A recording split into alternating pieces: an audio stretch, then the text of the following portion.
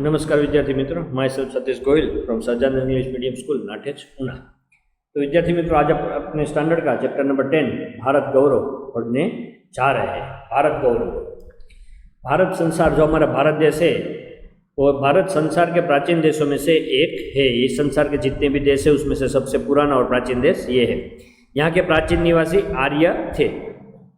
आर्य यहाँ के निवासी थे। आर्य बहादुर तो थे, साथ में पूरी तरह सभ्य और शिक्षित भी थे। वो बहादुर तो थे और सभ्य भी थे और शिक्षित भी थे। विद्या और कला कौशल में सबसे प्रवीण थे। विद्या और कला कौशल में वो सबसे प्रवीण मतलब कि एकदम क्लेवर थे। उन्होंने इस संसार को ज्ञान विज्ञान का प्रकाश दिया है। आज जो कुछ भी हम ज्ञान विज्ञान की बातें कर रहे हैं वो सब आर्यों की भेंट है।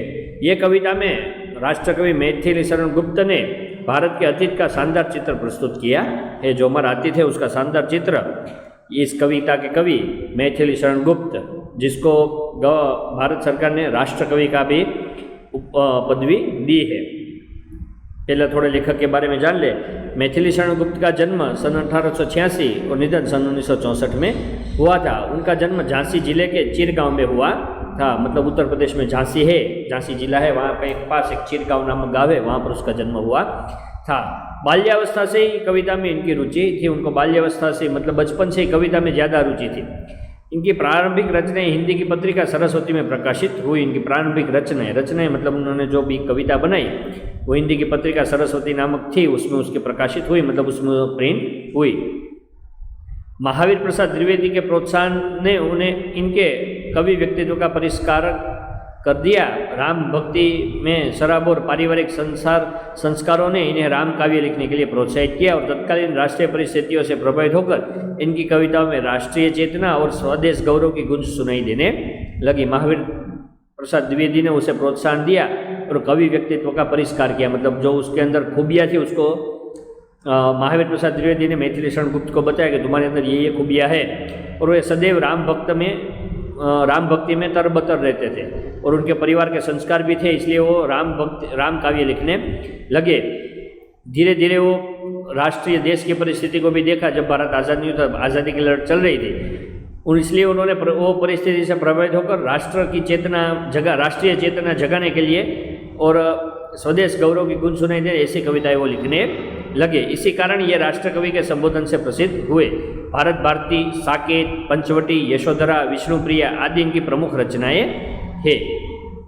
भारत भारती, साकेत, पंचवटी, यशोधरा, विष्णुप्रिया इनकी आदि प्रमुख मतलब मेन रचनाएं मतलब कृत्य जो उन्होंने कविताओं के ग्रंथ बनाए, ये सब उसमें से मेन है। हिंदी साहित्य एवं शिक्षा के क्षेत्र में अनुपम योगदान के कारण सन 1954 में पद्म भूषण की उपाधि से अलंकृत किया गया था। पद्म भूषण अवार्ड है हमारा देश का, वो 1954 में मैथिली शरण गुप्त को दिया गया है। तब राज्यसभा का सदस्य भी मनोनीत किया गया था, उन्हें राज्यसभा का सदस्य भी बनाया गया था। लेखक के बारे में इतना परिचय जान लेने के बाद थोड़ा हम अब सब्जेक्ट की ओर आते हैं। भारत गौरव प्रस्तुत काव्य भारत भारती से लिया गया है। भारत भारती जो इसकी प्रमुख रचनाओं में जो पहला नाम है भारत भारती, उसमें से ये काव्य लिया गया है, जिसमें 3 खंड में देश का अतीत, वर्तमान और भविष्य चित्रित है।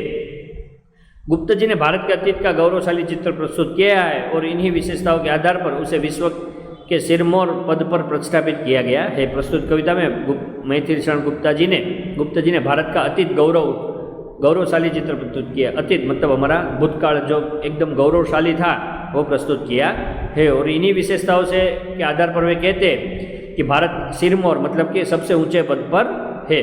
इस काव्य में कवि ने भारतीय सभ्यता और संस्कृति का गौरवगान किया है। इसके साथ साथ आर्यों के महान जीवन आदर्शों का भी चित्रण किया है।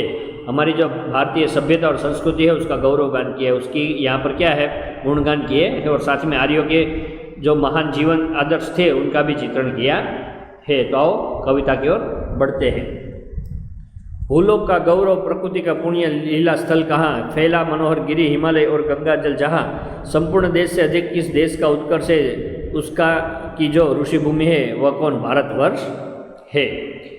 वह स्थान, कवि कहते हैं कि वह स्थान कहाँ है जिस पर संसार को गर्व है और प्रकृति की पवित्र क्रीड़ा भूमि है। वह स्थान वही है जहाँ हिमालय पर्वत और गंगा नदी बहती है। वो स्थान कहाँ है जहाँ हिमालय और गंगा नदी बहती है। तो ये सब कहाँ बहती है, हमारे भारत देश में।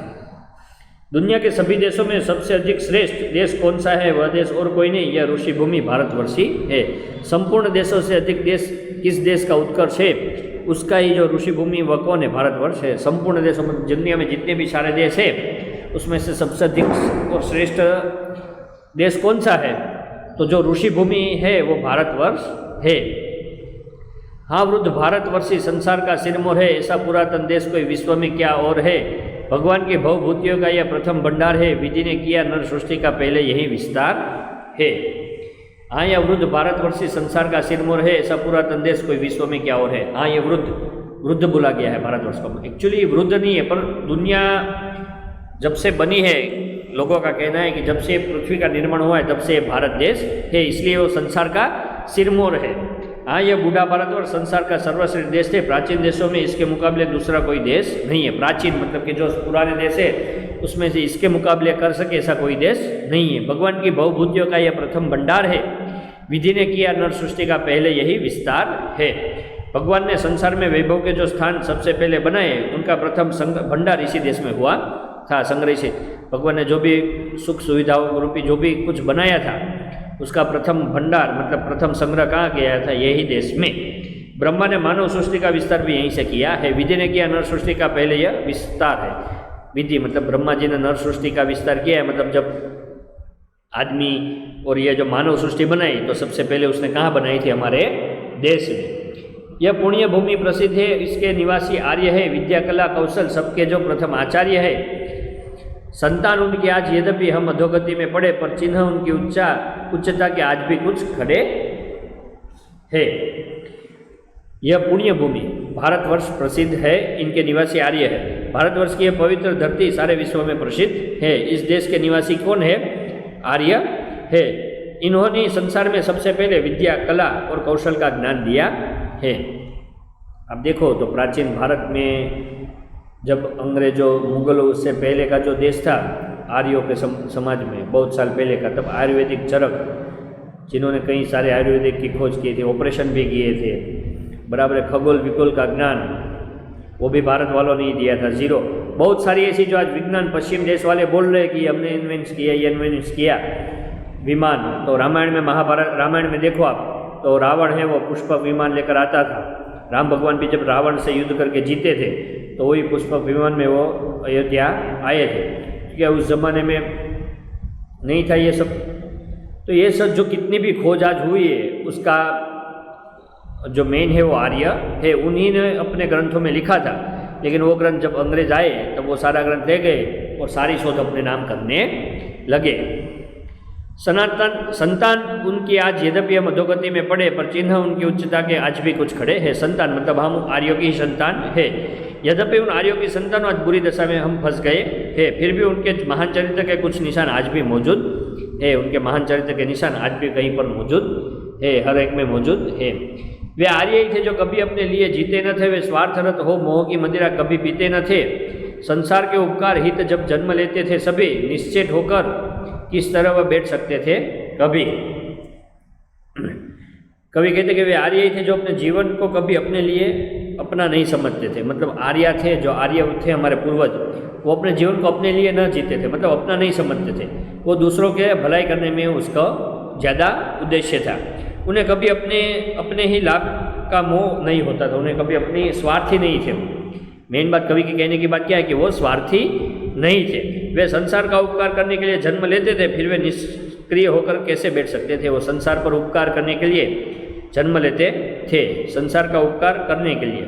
मतलब उपकार करना मतलब यहाँ पर किसी के ऊपर हमें उपकार नहीं करना है पर लेकिन उद्धार करना है। यहाँ पर वो संसार का उद्धार करने के लिए जन्म लेते थे, तो निष्क्रिय होकर किस तरह बैठ सकते थे। आज कई लोग निष्क्रिय होकर बैठ गए, कवि उनको ये व्यंग करके कह रहे कि हमें निष्क्रिय होकर बैठा नहीं है, लेकिन हमारे देश की उन्नति के लिए हमें कुछ करना चाहिए।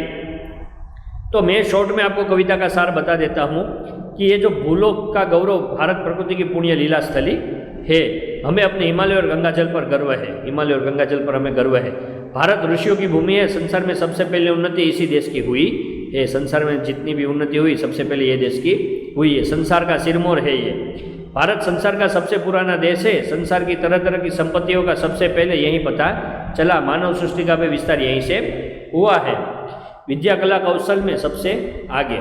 आर्य भारत के प्राचीन निवासी थे, उन्होंने संसार को विद्या और कला कौशल का ज्ञान दिया है। हम उन्हीं आर्यों की संतान हैं। आज देश की दशा अच्छी नहीं है, फिर भी प्राचीन सभ्यता संस्कृति के गौरव चिन्ह आज भी यहाँ मौजूद है। आर्यों की महानता, आर्यों में परोपकार की प्रबल भावना थी, उनका जीवन दूसरों की भलाई में ही बीतता था। वे महान चरित्र के कर्मवीर पुरुष थे। तो विद्यार्थी मित्रों, हमें भी ये कविता से सीख लेनी है कि हमें भी आर्यों की तरह सक्रिय होना है, निष्क्रिय होकर बैठा नहीं है। हमें हमारा और हमारे देशवासियों का भला करना है। तो विद्यार्थी मित्रों, स्टे होम, सेफ हो।